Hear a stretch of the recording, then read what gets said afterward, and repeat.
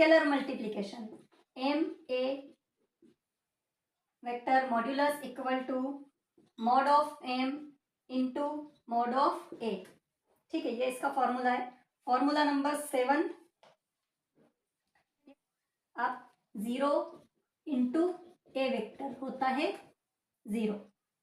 Second, -1 में यदि हम ए वेक्टर का इंटू करेंगे तो वो होता है माइनस का ए वेक्टर। थर्ड, एम में हम माइनस ए का इंटू करेंगे तो वो होता है माइनस का एम इंटू ए वेक्टर, या फिर हम इसको लिख सकते हैं माइनस का एम इंटू ए वेक्टर। ठीक है। फोर्थ, माइनस का एम में यदि हम माइनस का ए का मल्टीप्लाई करेंगे तो ये हो जाता है एम ए वेक्टर। ठीक है। फिफ्थ, एम में यदि हम ए वेक्टर प्लस बी वेक्टर का मल्टीप्लाई करते हैं तो जो फॉर्मूला बनता है वो आता है M A vector plus M B vector. ठीक है, तो ये बेसिक्स है और आप इनको याद कर सकते हैं, इंपॉर्टेंट है ये भी। इसके बाद हम नेक्स्ट देखने वाले हैं सेक्शन फॉर्मूला। फॉर्मूला नंबर 8,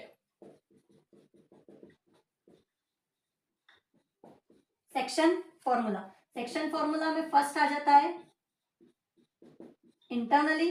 अब इंटरनली में जो फॉर्मूला बनता है वो है C vector equal to N into A vector plus M into B vector upon M plus N. वहीं एक्सटर्नली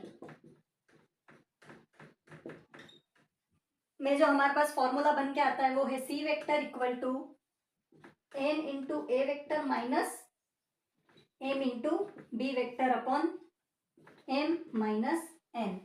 ठीक है। नेक्स्ट फॉर्मूला, फॉर्मूला नंबर 9, जो कि है C is middle point of A B.